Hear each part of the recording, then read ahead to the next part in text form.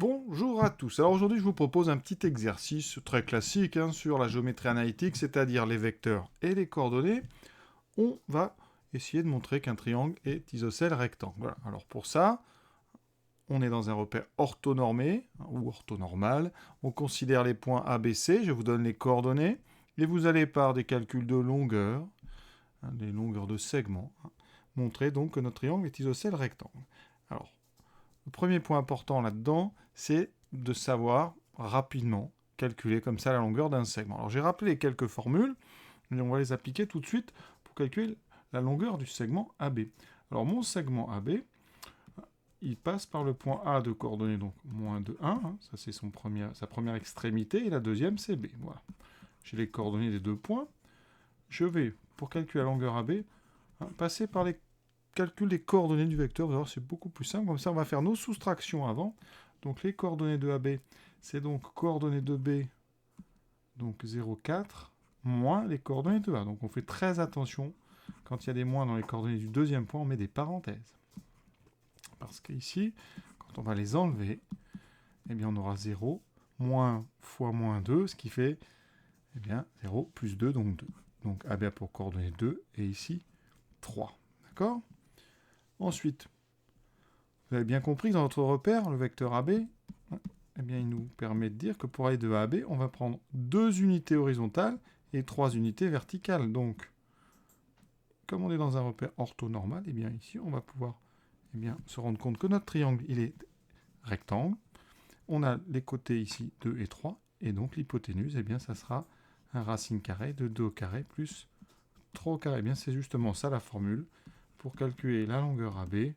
Et puis on prend la racine carrée des 2 carrés que vous avez là et on les ajoute. Donc 2 au carré plus 3 au carré. On n'a pas besoin de faire la figure, mais je vous explique un petit peu. Donc ça fait racine de 4 plus 9, donc racine carrée de 13. On va maintenant calculer donc la longueur BC et la longueur AC. Donc on va faire BC, j'écris les coordonnées de B et de C, vous n'êtes pas obligé, c'est vraiment pour présenter ça que vous voyez bien avec les coordonnées. Donc quand je calcule les coordonnées du vecteur BC, eh bien je fais donc coordonnées de C moins coordonnées de B. Donc j'écris les coordonnées de C, celles de B, donc 0, 4. Je fais les calculs tranquillement, donc 3 moins 2. Et maintenant, j'utilise ma formule. Donc BC, c'est racine de 3 au carré, plus moins 2 au carré. On fait très attention, ici on a un moins 2 au carré, j'ai mis des parenthèses, donc on aura racine de 9 plus 4. Moins 2 au carré, ça fait 4. Et ça donne donc racine de 13. Vous voyez, première chose, on remarque que AB égale BC, donc déjà notre triangle, on va voir, il est déjà donc isocèle. Voilà, ça c'est la première étape. Troisième longueur, la longueur AC. Avant d'aller donc calculer cette troisième longueur, regardons un petit peu la figure. Ici, je vais donc placer mes points. Là, j'ai le point A, donc moins 2, 1, B, 0, 4. Faites attention, un B est sur l'axe vertical et C est ici. Alors, juste pour vérifier, AB, je vous ai dit que c'était 2, 3. Effectivement, quand on va de A à B, vous voyez, on a bien 2 unités horizontales vers la droite et 3 unités vers le haut. Donc ça, c'est très bien, ça fait bien 2, 3. Pour BC, j'ai annoncé 3 moins 2. Alors ça veut dire que pour aller de B à C, je vais me déplacer de 3 unités vers la droite et je vais descendre, parce que c'est moins 2, je vais descendre de 2 unités. Et je vous ai dit tout à l'heure, regardez le triangle ici, alors je vais inventer un point, par exemple ici le point K, le triangle BKC, c'est un triangle rectangle en K. Donc si j'utilise Pythagore, eh bien BC, vous voyez, ça sera racine de 3 au carré, plus 2 au carré, vous voyez que le moins, eh bien, on ne s'en sert pas dans cette technique pour le calcul de la longueur BC. Donc, ça explique un petit peu pourquoi le moins n'intervient pas finalement dans le résultat. Troisième longueur, donc on va faire AC. Alors le vecteur AC, là je vais le faire directement. Alors soit vous faites avec les coordonnées, vous pouvez aussi, quand tout est entier, regarder sur le dessin. Le dessin, ça peut servir, on ne va pas vérifier comment vous l'avez trouvé. Donc, pour aller de AC, vous voyez, eh bien j'ai 1, 2, 3, 4, 5. 5 unités horizontales vers la droite et une vers le haut. Donc les coordonnées du vecteur AC, eh bien ça doit être 5, 1, on va quand même vérifier. Alors, regardez, donc j'ai les coordonnées de A et de C, donc je prends l'abscisse de C, 3 moins 2, ça va bien donner 5, 2 moins 1, ça donne bien 1. Et après, eh bien, vous calculez comme ça directement la longueur AC, ça va aller très vite, 5 au carré plus 1 au carré, et en général, avec un peu d'habitude, on écrit tout de suite 25 plus 1, et donc racine de 26. Voilà, on a nos 3 longueurs. Montrez donc que le triangle ABC est isocèle rectangle. Donc j'ai déjà dit, on a AB égale ABC. On va vraiment essayer de rédiger correctement. AB égale BC, donc ABC est isocèle en B. D'accord ? La deuxième étape, ça va être de montrer que notre triangle ABC est rectangle. Et l'outil pour montrer qu'un triangle est rectangle, eh bien, c'est ce qu'on appelle la réciproque du théorème de Pythagore ici. Alors, notre triangle, il est isocèle en B. Donc, si un angle droit, c'est en B. D'accord ? Ça veut dire que c'est une forme que vous connaissez très bien. C'est la moitié des équerres sont comme ça. Des équerres avec deux côtés de même longueur ici. Avec des angles ici de 45 degrés.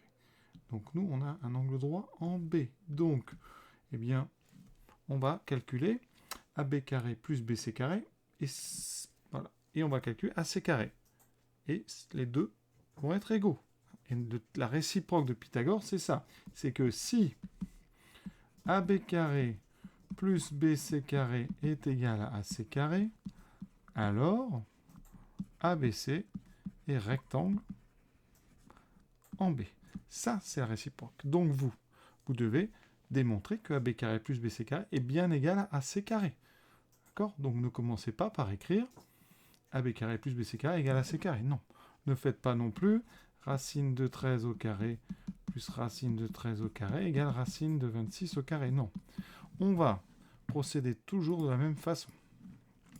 On va calculer séparément AB carré plus BC carré et AC carré. On ne dit pas que c'est égal pour l'instant. On ne dit pas que ces deux valeurs sont égales. On va les calculer. AB carré, donc c'est racine de 13 au carré plus racine de 13 au carré. Alors, une racine au carré, on sait qu'on peut enlever la racine, il va rester la racine et le carré vont se neutraliser. Il reste 13 plus 13, il reste 26. Pour AC carré, ça fait racine de, vous voyez, 26 au carré, même chose, ça fait 26. Qu'est-ce qu'on a ? Eh bien donc, vous pouvez dire que AB carré plus BC carré est égal à AC carré, et donc, d'après... Alors normalement, vous n'avez pas écrit ça, Ce que j'ai écrit là, vous n'avez pas écrit. Vous allez juste dire, d'après la réciproque du théorème de Pythagore, vous pouvez couper les mots un petit peu, on a donc, j'ai déjà dit, donc on a ABC rectangle en B. Voilà. En maths, on aime bien que les élèves citent les propriétés qu'ils utilisent pour démontrer.